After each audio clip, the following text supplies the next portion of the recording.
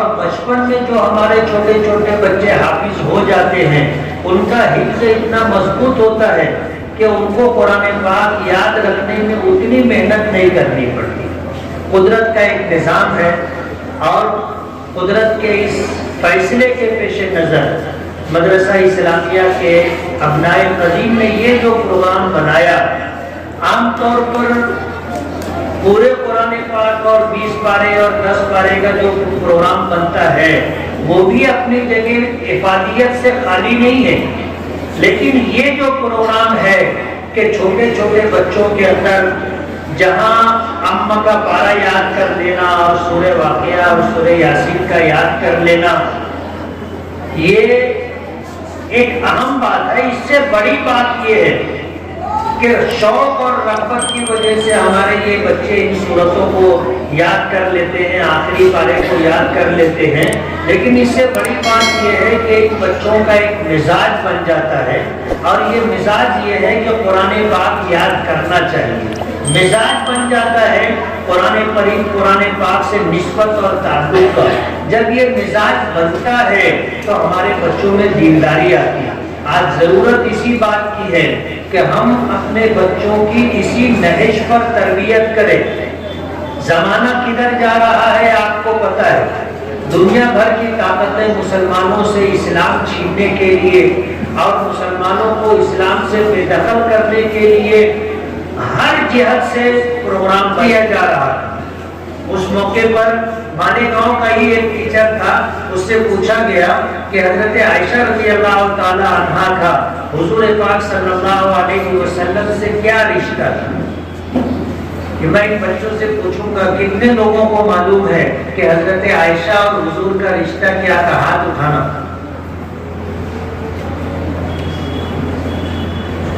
اس teacher نے جواب یہ دیا تھا کہ حضرت عائشہ رضی اللہ تعالی عنہا حضور کی والدہ تھی۔ میں تو حیران ہو گیا، اس کی شکل دیکھ رہا، آج تک میں اس کی شکل بھولا نہیں۔ ٹیچر، ظاہر بات ہے مالیگاؤں کا ہے تو ہم لوگ ایسا سمجھتے ہیں کہ مالیگاؤں مسجدوں کا شہر ہے، مدرسوں کا شہر ہے، میناروں کا شہر ہے، دینداروں کا شہر ہے، علماء کی بستی ہے۔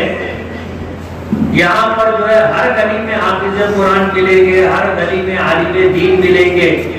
آج الحمدللہ مفتیان کرام کی بھی ایک بڑی تعداد ہے، قضا کا کورس کر کے آنے والے بچوں کی بھی ایک بڑی تعداد ہے۔ ایسے شہر کے اندر اگر ایک عصری تعلیم یافتہ ڈگری رکھنے والا شخص دینی معاملات میں اگر اس کی معلومات ایسی ہو تو افسوس کی بات ہے۔ ہمارے یہاں جو یہ کوئز کمپٹیشن، اسلامی سوال و جوابات کا جو سلسلہ ایک زمانے سے علماء کرام کر رہے ہیں، یہ پروگرام بہت اہم پروگرام، ہم اس کو معمولی نہ سمجھیں، چھوٹا کام نہ سمجھیں۔ دین کی بنیادی باتوں کا علم جب ہمارے بچوں کو رہے گا اور ہمارے بچے دینی لائن سے جب اس معاملے میں کوشش کرتے رہیں گے، وقتاً فوقتاً کچھ یاد کرتے رہیں گے سوالات اور جوابات، تو یہ ان کی زندگی میں ہمیشہ یاد رہے گا۔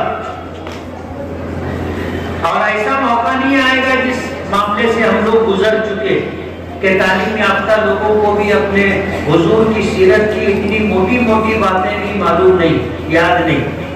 اس لیے آج کا ہمارا یہ پروگرام بظاہر کوئی بہت بڑا پروگرام نہیں ہے، لیکن مدرسہ اسلامیہ کے ابنائے قدیم جس کے روح رواں، جن کے سرپرست حضرات مولانا ابو اسامہ ہیں، حافظ طفیل صاحب ہیں، مولانا کلیم صاحب ہیں، اور خاص طور پر مولانا سفیان جمالی اور ان کے رفقا ہیں، انہوں نے مدرسہ اسلامیہ سے فارغ ہونے والے حفاظ کرام، علماء کرام کو جوڑ کر کے رکھنے کا اور مدرسے سے تعلق باقی رکھنے کا جو پروگرام بنایا، یہ بہت اہم پروگرام، اور اسی پروگرام میں جان باقی رہے اس کے لیے ہر سال یہ 2-4 پروگرام چھوٹے موٹے کرتے ہیں، جس کی وجہ سے ابنائے قدیم کا مل بیٹھنا ممکن ہوتا ہے، اور اس کے ذریعے سے پورے شہر کے اندر الحمدللہ دینی اعتبار سے لوگوں تک ایک پیغام جاتا ہے، اور شہر کے مخیران بھی شریک ہوتے ہیں، اور اسی طرح جو ہے یہ مختلف اسکولوں کے مدرسوں کے بچے بھی شریک ہوتے ہیں، اور ان کی شرکت کی وجہ سے ذمہ داروں کو ایک دن دینا پڑتا ہے، صبح سے لے کے شام تک یا رات تک، لیکن اس کا جو فائدہ ہے اس کا اندازہ نہیں کیا جا سکتا۔ ہمارے یہ بچے، ظاہر بات ہے اس پروگرام میں شریک ہونا ہے تو ان کو سورہ یاسین یاد کرنی ہے، سورہ واقعہ یاد کرنی ہے، پارہ عام یاد کرنا ہے، یہ ایک دن کی بات تو نہیں ہے۔ سورہ یاسین، سورہ واقعہ اور ایک پارہ یاد کرنے میں کتنا وقت لگتا ہے آپ کو پتہ ہے؟ اتنا وقت ان بچوں نے اس پروگرام میں شرکت کے لیے دیا، اور ہر ایک کی خواہش یہ ہوتی ہے پہلا انعام اس کو ملے، برابر ہے؟ کتنے لوگوں کا پہلا نمبر آئے گا ہاتھ اٹھانا؟ یہ وہ بچے ہیں جن کو اپنی محنت پر اعتماد ہے کہ ہم نے جو محنت کی ہے اس محنت کی وجہ سے ہم پہلے نمبر کے حقدار ہیں۔ اب جج صاحبان کہو یا ہم لوگ سب کہو، ہماری مجبوری یہ ہے کہ ہم ایک ہی بچے کو پہلا نمبر دے سکتے ہیں، سب کو پہلا نمبر نہیں دے سکتے۔ اگر ایک سے زائد بچے مقابلہ آرائی میں برابر ہے تو پھر قرآن اندازی کرنی پڑے گی، اور قرآن اندازی کر کے جس کا نام نکلے گا اس کو پہلا نمبر دے دیا جائے گا۔ تو یہ جو ہمارے لیے دقت ہے یہ ہمارا مسئلہ ہے، لیکن الحمدللہ ہمارے بچوں میں تقریباً 10 سے 15 بچے ایسے ہیں جن کو اپنی محنت پر اعتماد ہے، اور انہیں یہ امید ہے کہ انشاءاللہ ان کو پہلا نمبر ملے گا۔ لیکن میں جو بات آپ لوگوں کو کہنا چاہتا ہوں کہ یہ جو انعام ہم لوگوں کی طرف سے آپ کو دیا جا رہا ہے یہ اصل انعام نہیں ہے، یہ تو ایک علامتی انعام ہے۔ یہ جو آپ کو دیا جائے گا یہ ختم ہو جائے گا، سائیکل ہے 10-15 سال، 5 سال 10 سال میں پرانی ہو جائے گی، دوسرا سامان جو ہے تھوڑے دنوں میں پرانا ہو جائے گا، ٹوٹ جائے گا۔ یہ علامتی انعام ہے، صرف رغبت اور شوق دلانے کے لیے۔ اصل انعام تو اللہ پاک دیں گے۔ کون دے گا؟ اللہ پاک اصل انعام دیں گے، اور وہ انعام ایسا ہوگا جو ہمارے لیے ہمیشہ کارآمد رہے گا، ہمیشہ باقی رہے گا، کبھی ختم نہیں ہوگا۔ اس لیے کہ وہ انعام ہمیں انشاءاللہ جنت اور جنت کی نعمتوں کی شکل میں ملے گا، اور جنت کی نعمتوں کے متعلق آتا ہے کہ اس پر فنا طاری نہیں ہوگی، جنت کی نعمتیں کبھی ختم نہیں ہوں گی۔ بخاری شریف کی روایت ہے، نبی کریم صلی اللہ علیہ وسلم ایک مرتبہ آپ نماز سورج گرہن کی نماز پڑھا رہے تھے۔ جب سورج گرہن کی نماز پڑھا رہے تھے تو آپ مسجد نبوی میں مسجد کی محراب میں کھڑے تھے۔ جو لوگ آپ کے پیچھے صحابہ کرام نماز پڑھ رہے تھے ان لوگوں نے دیکھا کہ نماز پڑھاتے پڑھاتے نبی کریم صلی اللہ علیہ وسلم آگے بڑھے، ایک قدم 2 قدم آگے بڑھے۔ جب 1-2 قدم آپ آگے بڑھے پھر رک گئے۔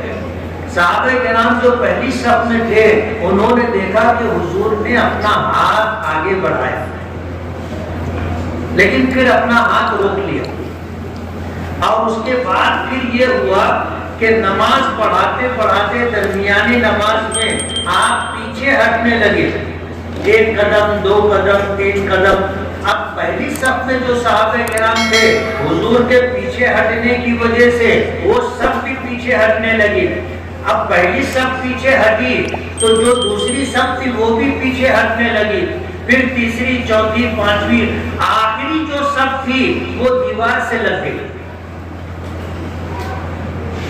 پھر صحابہ کرام کہتے ہیں ہم نے حضور کو دیکھا کہ آپ آگے بڑھے، اور جہاں آپ نے نماز شروع کی تھی جس جگہ پر آپ کھڑے تھے اسی جگہ پر آپ کھڑے ہو گئے۔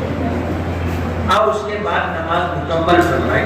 نماز مکمل ہو جانے کے بعد سب فارغ ہو گئے تو صحابہ کرام نے اللہ کے رسول صلی اللہ علیہ وسلم سے پوچھا کہ اللہ کے نبی ہم نے دیکھا ایک نئی بات کہ نماز پڑھاتے پڑھاتے آپ آگے بڑھے، آپ نے اپنا دست مبارک آگے بڑھایا اس طرح جیسے آپ کچھ لینا چاہتے، لیکن پھر آپ رک گئے اور آپ پھر پیچھے ہٹنے لگے اور اتنا پیچھے ہٹے کہ ہمیں بھی پیچھے ہونا پڑا۔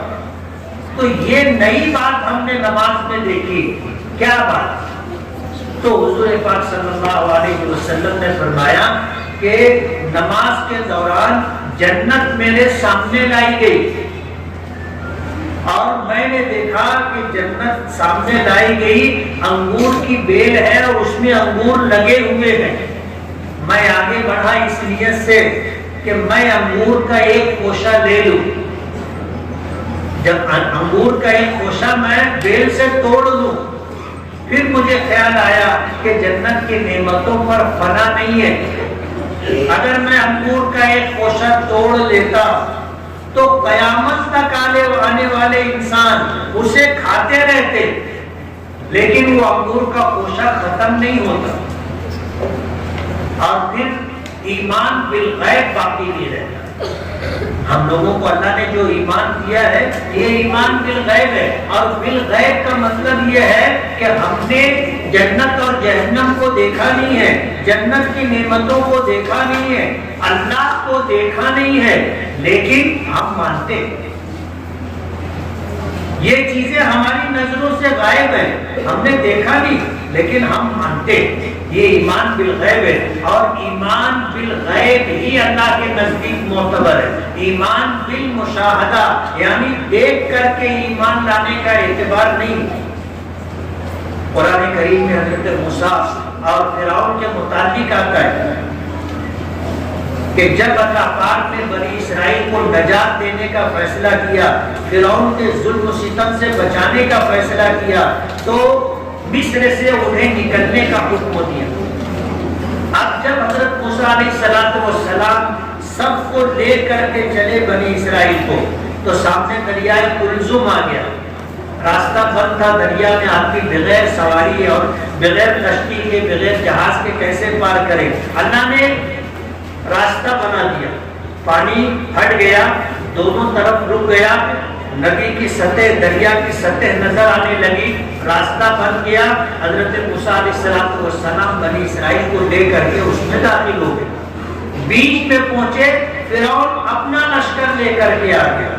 اسی راستے پر حضرت موسیٰ اور بنی اسرائیل کے پیچھے حضرت موسیٰ علیہ السلام اور بنی اسرائیل جب دریا سے پار ہو گئے اور بنی اسرائیل کے لشکر کا آخری فرد بھی پانی کی اس سے باہر ہو گیا، فرعون اور اس کا لشکر جب دریا کے بالکل بیچ میں آ گیا تو اللہ پاک نے دریا کو جاری کر دیا، پانی بہنے لگ گیا، فرعون اور اس کا پورا لشکر ڈوب گیا۔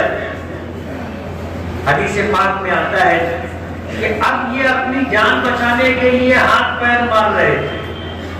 حضرت جبرائیل آئے، فرعون کو پیر سے پکڑ کر کے اس کو پانی کی گہرائی میں کھینچا۔ اس نے جب یہ دیکھا کہ اب تو میں مرنے والا ہوں اور پکڑ آ گئی، اللہ کا عذاب آ گیا، تو اس نے کہا آمنت برب ہارون و موسیٰ، کہ میں حضرت موسیٰ اور حضرت ہارون علیہ السلام کے پروردگار پر ایمان لایا۔ تو اللہ پاک نے فرمایا آن اب ایمان لاتا ہے۔ اب ظاہر بات ہے اللہ کا عذاب آ چکا، اس نے اللہ کا عذاب اپنی آنکھوں سے دیکھ لیا اور عذاب کی گرفت میں آ گیا۔ اس وقت کا ایمان لانا معتبر نہیں ہے۔ جب آدمی مرنے لگتا ہے تو غیب کی چیزیں اس کو نظر آنے لگ جاتی ہیں۔ کبھی کبھی ایسا بھی ہوتا ہے کہ مرنے والا بولنے لگ جاتا ہے کہ ہٹو ہٹو کچھ مہمان آئے، سفید کپڑا پہنے ہوئے لوگ آئے، ان کو بیٹھنے کی جگہ دو، ایسا بھی ہوتا ہے۔ تو آنے والے فرشتے مرنے والے کو نظر آنے لگ جاتے، اللہ تعالیٰ زبان بند کر دیتا ہے، بول نہیں پاتے، لیکن کبھی کبھی اللہ بولنے کا موقع بھی دے دیتا ہے، تو مرنے والا بتانے لگ جاتا ہے۔ تو جب روح قبض کرنے والے فرشتے آتے ہیں اور غیب کی چیزیں مشاہدے میں آ جاتی ہیں، اس وقت کا ایمان معتبر نہیں ہوتا. وہ ایمان نجات دلائے گا ایسا نہیں ہے. ایمان بالغیب ضروری ہے، ایمان بالمشاہدہ بھی. تو میں یہ کہہ رہا تھا کہ اصل انعام کون دے گا؟ اللہ پاک دیں گے، وہ ہم نہیں دے سکتے. اس وقت اللہ جو انعام دیں گے وہ جنت اور جنت کی نعمتوں کی شکل میں ہوگا، اور وہ نعمتیں کبھی ختم نہیں ہوں گی، ہمیشہ باقی رہیں گی. جیسے حضور نے فرمایا کہ میں نے چاہا کہ جنت سے ایک انگور کا خوشہ توڑ لوں، لیکن اگر میں وہ انگور کا خوشہ توڑ لیتا تو قیامت تک آنے والے انسان اسے کھاتے رہتے، وہ ختم نہیں ہوتا. اور دوسری دقت یہ تھی کہ پھر ایمان بالغیب باقی نہیں رہتا. پھر حضور نے فرمایا کہ میں پیچھے اس لیے ہٹا تھا کہ جس طرح جنت میرے سامنے لائی گئی تھی، اسی طرح جہنم بھی میرے سامنے لائی گئی تھی، اور اس کے عذاب کو دیکھ کر، اس کی ہولناکی کو دیکھ کر کے میں پیچھے ہٹا، اور میرے پیچھے ہٹنے کی وجہ سے تمہیں بھی پیچھے ہٹنا پڑا. حضور پاک صلی اللہ علیہ وسلم کو اللہ نے جنت اور جہنم معراج میں بتا دی. معراج میں اللہ نے بتا دی تھی. اور جس وقت آپ کو پہلی وحی کی شکل میں نبوت سے سرفراز کیا گیا تھا، تو اسی وقت آپ اپنی نبوت پر، اپنی رسالت پر ایمان لے آئے. علماء کرام کہتے ہیں، ان کی موجودگی میں حوصلے سے یہ بات کہہ رہا ہوں کہ انبیاء کرام علیہ السلام کو بھی اللہ پر اور اپنی نبوت پر ایمان لانا ضروری ہے. اللہ پر ایمان تو ہے، لیکن نبی کو اپنی نبوت پر، رسول کو اپنی رسالت پر ایمان لانا ضروری ہے.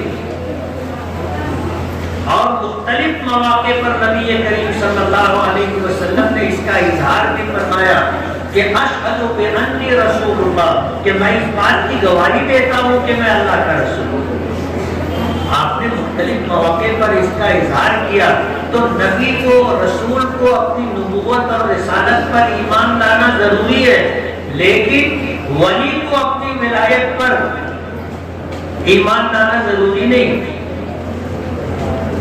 وہ نہیں کہہ سکتا کہ میں اللہ کا ولی ہوں. رسول کہے گا میں اللہ کا رسول ہوں، نبی کہے گا میں اللہ کا نبی ہوں، لیکن ولی نہیں کہے گا کہ میں اللہ کا ولی ہوں. حضرت مولانا حسین احمد مدنی رحمۃ اللہ علیہ کا ایک خادم تھا، بنگال کا رہنے والا تھا. کافی زمانہ اس نے، غالباً 30 سال حضرت کی خدمت کی. پھر اپنے گاؤں واپس گیا تو گاؤں میں جانے کے بعد اس نے لوگوں سے کہنا شروع کیا کہ میں ابدال ہو گیا. ایک ہوتا ہے ابدال، ایک ہوتا ہے اس سے اوپر کے درجے میں قطب، اور ایک اس سے اوپر کے درجے میں ہوتا ہے غوث. یہ اللہ تعالیٰ کا ایک غیبی نظام ہے، اور اسی نظام میں یہ ابدال، قطب اور غوث کے مقامات آتے ہیں. تو اس نے اپنے گاؤں میں جا کر کے کہا کہ میں ابدال ہو گیا. گاؤں کو لوگوں نے خط لکھا کہ حضرت یہ آپ کا خادم آیا ہے اور گاؤں میں آ کے کہتا ہے کہ میں ابدال ہو گیا ہوں. تو حضرت نے جواب دیا کہ اس نے صحیح کہا ہے کہ پہلے وہ گوشت تھا اور اب دال ہو گیا. اب دال ہو گیا. تو ولی اپنی ولایت کے متعلق یہ دعویٰ نہیں کر سکتا کہ میں ولی ہوں، لیکن نبی اور رسول کو اپنی نبوت اور رسالت کے تعلق سے جہاں وہ دعویٰ کرتے ہیں کہ میں اللہ کا نبی ہوں، اللہ کا رسول ہوں، وہی انہیں اپنی نبوت اور رسالت پر ایمان لانا بھی ضروری ہے. دین کے تعلق سے بے شمار باتیں، جن باتوں کا جاننا اور دوسروں تک ان باتوں کا پہنچانا ضروری ہے.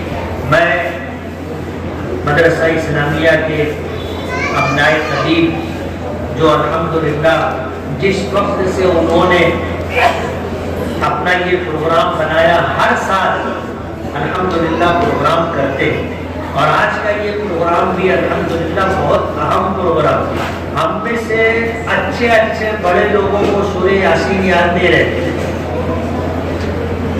اور آپ کو بتاؤ کہ جو حافظ لوگ ہوتے ہیں سورہ یاسین میں متشابہات زیادہ ہے، سورہ یاسین میں متشابہات زیادہ ہے، اور ایسے روزانہ جو لوگ سورہ یاسین پڑھتے رہتے ہیں، تلاوت کرتے رہتے ہیں، ان کو اس بات کا وہ نہیں ہوتا۔ حافظ قرآن بھی پڑھتے ہیں، لیکن میں نے دیکھا ہے، میں اپنی بات کروں گا کہ سورہ یاسین روزانہ پڑھنے کا میرا معمول ہے، لیکن تراویح میں مجھ کو اس میں لقمہ لگ جاتا ہے، اور بہت سارے مصنفوں کو یاد رہتا ہے۔ تو سورہ یاسین میں جب بھولتا ہوں، متشابہ لگتا ہے، تو پیچھے سے 10-20 لوگ لقمہ دیتے ہیں، 10-20 لوگ لقمہ دیتے ہیں، اس لیے کہ بہت سارے لوگوں کو سورہ یاسین یاد ہے۔ کچھ لوگ تو ایسا کرنے لگے کہ مفتی صاحب تم جان بوجھ کے بھولا، حالانکہ ایسا نہیں ہے۔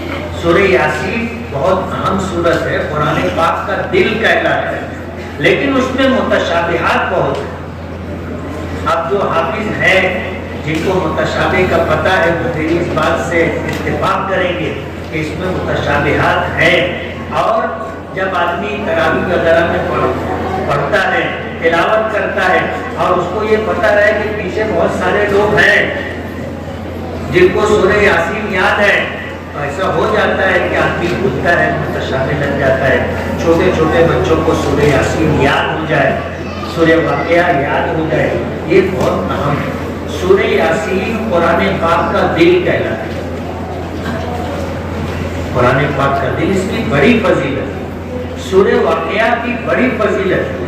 حضرت عبداللہ ابن مسعود رضی اللہ تعالیٰ عنہ کے متعلق آتا ہے کہ وہ اپنی اللہ پاک اس ضرورت کی تکمیل کا انتظام کر دیں گے، کسی سے مانگنا نہیں پڑے گا، کسی کے آگے ہاتھ پھیلانا نہیں پڑے گا، اپنی ضرورت پوری ہو جائے گی، اللہ اپنے خزانے غیب سے انتظام کر دیں گے۔ تو کتنے بچے اس پروگرام میں شریک ہوئے؟ ہاتھ اٹھانا۔ تو سورہ یاسین یاد ہو گئی پکی، اور سورہ واقعہ پکی یاد ہے۔ یہ دونوں سورت روزانہ کون کون پڑھے گا؟ پڑھو گے نا روزانہ؟ سورہ یاسین، سورہ واقعہ روزانہ پڑھنا۔ ابھی تم لوگ چھوٹے ہو، تم لوگوں کو اندازہ نہیں ہے آگے کیسے حالات آتے ہیں۔ آج اسٹیج پہ جو بڑے لوگ بیٹھے ہوئے ان کو پتا ہے کہ کتنے حالات سے گزرنا پڑتا ہے، لیکن اگر آپ لوگ سورہ یاسین اور سورہ واقعہ روزانہ پڑھتے رہو گے تو انشاءاللہ اس کی برکت سے کبھی کسی کے آگے ہاتھ نہیں پھیلانا پڑے گا، ساری ضرورت اللہ پاک پوری کر دے، ساری ضرورت پوری ہوگی انشاءاللہ، کبھی ہمیں مانگنے کی ذلت سے دوچار نہیں ہونا پڑے گا۔ یہ ان صورتوں کی برکت ہے۔ اس لیے آج جج صاحبان جو ہے اپنا فیصلہ لے کر آنے والے ہیں، اور جج صاحبان کے فیصلے کے مطابق آپ کو انعامات دیے جائیں گے، لیکن یہ علامتی انعام، اصل انعام تو اللہ پاک دیں گے جو جنت اور جنت کی نعمتوں کی شکل میں ہوگا۔ جتنے بچوں کو اول نمبر آنے پر اعتماد ہے، انشاءاللہ اللہ پاک سب کو اول نمبر عطا کریں گے نا؟ کیا ہے، ہمارے لیے سب کو پہلا نمبر دینا ممکن نہیں ہے، لیکن اللہ کے لیے کوئی چیز ناممکن نہیں، اللہ کے لیے کوئی چیز ناممکن نہیں، سب ممکن۔ تو اللہ سب کو اول انعام میں جو کچھ دینا ہے سب کو اللہ پاک دے سکتے ہیں کہ نہیں؟ اللہ کے خزانے میں کسی چیز کی کمی نہیں ہے، کسی چیز کی کمی نہیں۔ تو انشاءاللہ جن بچوں نے محنت کی ہے اور سوال ہونے پر انہوں نے جو جواب دیا ہے اور اس جواب سے وہ مطمئن ہے اور وہ یہ سمجھتے ہیں کہ انشاءاللہ ان کو پہلا انعام ملے گا، تو میں آپ کو اطمینان دلاتا ہوں کہ انشاءاللہ اللہ پاک آپ لوگوں کو اول انعام عطا کریں گے۔ تو یہ جو انعامات آج اس پروگرام میں دیا جائے گا یہ وقتی انعام ہے، علامتی انعام ہے، یہ شوق اور رغبت دلانے کے لیے ہے۔ اصل انعام تو اللہ پاک ہمیں जन्नत और जन्नत की नेमतों की शक्ल में लेंगे और हमें वही चाहिए, हमें वही चाहिए। ये सब इनाम तो खत्म हो जाएगा, बाकी रहने वाला इनाम अल्लाह पाक देंगे और इंशाअल्लाह उस इनाम से आप खुश भी हो जाएंगे। इस्लामिया के ये सारे उलमा ने मिल करके इस प्रोग्राम को तरतीब दिया और इस प्रोग्राम की तरतीब के बाद अल्हम्दुलिल्लाह पहली नशिस्त मुकम्मल हुई है और इस मौके पर जो है जज साहिबान अपना फैसला ला करके सुनाएंगे। बिस्मिल्लाहिर्रहमानिर्रहीम नहमदुहु व नुसल्ली अला रसूलिल करीम अम्मा बाद। आज सुबह से जमहूर हाई स्कूल के सूफ़ी हॉल में मजलिस अबनाए क़दीम मदरसा इस्लामिया के ज़ेर एहतमाम 5वां आल मालेगांव मुसाबका पारायण सूरह यासीन सूरह वाक़या वो मुसाबक़े अज़ान का इनेक़ाद अमल में आ रहा है। अल्हम्दुलिल्लाह सुबह से अभी तक ये प्रोग्राम बहुस्न खूबी चल रहा है। इस प्रोग्राम में मालेगांव शहर के जो मकातिब हैं शबीना सवाही, वहाँ से 86 हमारे मुसाहिमीन ने अल्हम्दुलिल्लाह हिस्सा लिया है। 2 फ़रा पर मुश्तमिल है ये मुसाबका, एक फ़रा है अज़ान और दूसरी फ़रा है पारायण और सूरह यासीन और सूरह वाक़या। अज़ान की जो मुसाबका है, जो फ़रा है, इसके ज़रिए से हम ये चाहते हैं कि अज़ान चूँकि एक दावत है और दावत जितने अच्छे अंदाज़ में दी जाएगी उतना ही वो लोगों को अपील करेगी, लोगों को अपनी तरफ मुतवज्जे करेगी। रोज़ाना मसाजिद से 5 वक्त तो मुअज़्ज़िन की आवाज़ गूंजती है।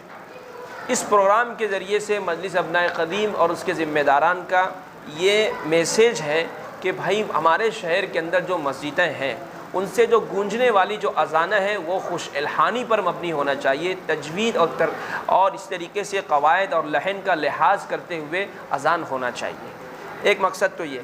दूसरा मकसद जो पारायण और सूरह वाक़या और सूरह यासीन हिफ्ज़ का है, मकसद ये है कि हमारे जो छोटे छोटे बच्चे हैं 7 साल के, 8 साल के, 9 साल के जो हमारे तलबा हैं, ये 1 पारा 1.5 पारा याद करेंगे तो इसके ज़रिए से उनके अंदर ये जज्बा पैदा होगा कि आज हमने 1 पारा याद किया, हम क्यों ना पूरा कुरान करीम को याद करें। अल्हम्दुलिल्लाह मजलिस अपने मकसद के अंदर और अपने प्रोग्राम के अंदर कहना चाहिए 100% कामयाब है। शुरुआत जो किया था हमने उस वक्त तो मुसाहिमीन की तादाद कम थी, लेकिन अल्हम्दुलिल्लाह अभी मुसाहिमीन की तादाद बहुत बढ़ गई है और बहुत सारे मदारिस मकातिब ने चाहा भी शिरकत करने का, लेकिन चूँकि इंतज़ामात भी होना चाहिए और इस तरीके से वक्त की तंगदामनी की वजह से हमने उनसे माज़रत कर दी। आज का ये जो प्रोग्राम है ये मजलिस अबनाए क़दीम अपने प्रोग्राम के ज़रिए से कई मैसेज देती है। एक तो मैंने बताया आपको अज़ान और पारायण का जो मकसद है ये। दूसरा मकसद ये होता है कि हम इन प्रोग्रामात के अंदर जो फ़ुरुआत होती है उसकी निस्बत शहर अज़ीज़ के ऐसे लोगों की तरफ करते हैं जिन्होंने अपनी अपनी ज़िंदगी में और अपनी अपनी फ़ील्डों के अंदर कारहाय नुमाया अंजाम दिए। जैसे मिसाल के तौर पर आज का जो प्रोग्राम हो रहा है, मुसाबका हो रहा है, इसमें प्रोग्राम को 2 शख्सियात की याद में मंसूब किया गया है। एक पहली शख्सियत थी कारी मोहम्मद इसहाक़ इब्न कारी मोहम्मद उमर, जो मदरसा दारुल यतामा बनाते फ़ुरक़ानिया के बानी थे, कि उन्होंने अपनी ज़िंदगी के अंदर एक बेहतरीन और कहना चाहिए कि काबिल ज़िक्र काम किया कि दारुल यतामा जैसे इदारे को कायम किया और आज वो मिसाली इदारा है। इसी तरह से दूसरी शख्सियत जो है मौलाना अमीनुद्दीन नज़ीरी रहमतुल्लाह अलैह, है ना, ये वो शख्सियत थी कि जो अपनी ज़ात के अंदर एक अंजुमन थी और इन्होंने कुल्लियतुत ताहिरात जो मदरसा है मालेगांव के अंदर लड़कियों का दूसरा बड़ा इकामती मदरसा है और उसके बाद जामिअतुत तय्यबात ये तीसरा बड़ा मदरसा है, ये इन दोनों के बानी थे।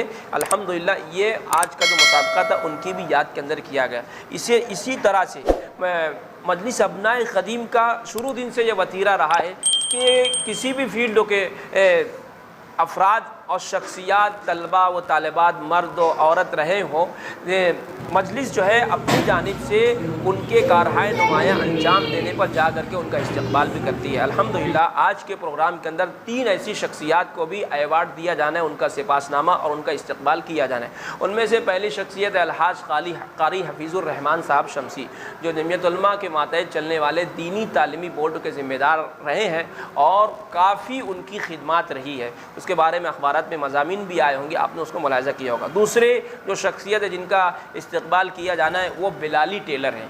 ماشاءاللہ یہ کافی دنوں سے نہیں کہنا چاہیے کہ 50 سال سے کم پیسے کے اندر وہ اپنی خدمات کو انجام دے رہے ہیں۔ مدارس کے جو علماء ہیں، اساتذہ ہیں، وہاں کے طلبہ ہیں، کم پیسے کے اندر جو ہے ان کا کپڑا سی دینا، اور جو اگر کوئی پریشان حال آئے تو بلا معاوضہ بھی وہ کپڑا سینے کا کام کرتے ہیں۔ اسی طریقے سے تیسرے جو شخص ہیں وہ حبیب بھائی، جو دارالفلاح یتیم خانے کے اندر تعلیق کے فرائض کو انجام دینے ہیں۔ یہ ایسے لوگ ہوتے ہیں کہ سماج اور معاشرہ ان کو پوچھتا نہیں، لیکن ابنائے قدیم بہرحال یہ ہیرے کو تلاش کرتی ہے اور نکال کر کے جو ہے لا کر کے اس طریقے سے عوام کے اندر مثالی شخصیت بنا کر کے پیش کرتی ہے۔ یہ بہت ہی بڑا قدم ہے، ستائش کے لائق ہے۔ بہرحال آج کا یہ پروگرام ہو رہا ہے، الحمدللہ ابھی جاری ہے، شام تک کے جاری رہے گا۔ آپ حضرات سے درخواست ہے کہ دعا فرمائیں کہ اللہ تعالیٰ مجلس کے اس پروگرام کو بے انتہا قبول فرمائے۔ مجلس کے جو صدر ہیں حضرت مولانا سفیان جمالی صاحب، ان کے ساتھی حافظ نور الامین صاحب، اس طریقے سے سرپرست و قاری طفیل، مولانا کلیم، مولانا ابو اسامہ، اور بھی جو دیگر احباب ہیں، دیگر جو ساتھی ہیں، اللہ پاک سب کی خدمات کو بے انتہا قبول فرمائے۔ آمین۔ وآخر دعوانا ان الحمدللہ۔